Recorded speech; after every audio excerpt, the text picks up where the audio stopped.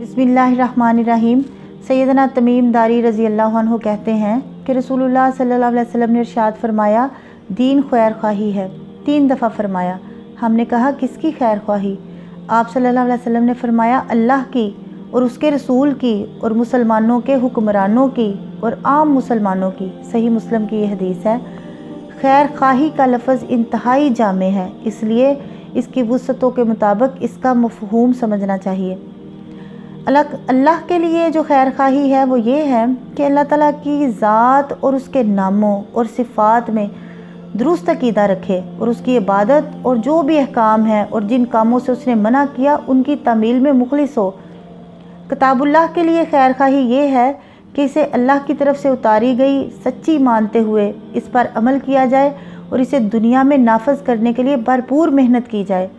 रसूलुल्लाह सल्लल्लाहु अलैहि वसल्लम के लिए खैर ख्वाही ये है कि आपकी सीरत को नमूना बनाया जाए और आपकी अताअत और फरमाबरदारी की जाए और आपकी इज़्ज़त और नामूस की खातिर किसी कुर्बानी से दरेग ना किया जाए।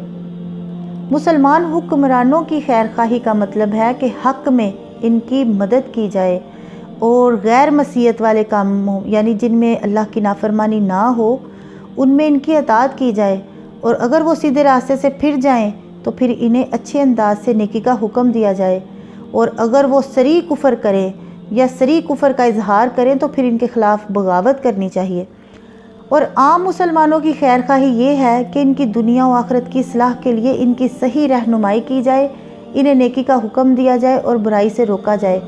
दौरे हाज़िर में उम्मत मुसलमा की बदहाली की वजह यह है कि हर शख्स दूसरे को दाव लगाने पर लगा हुआ है।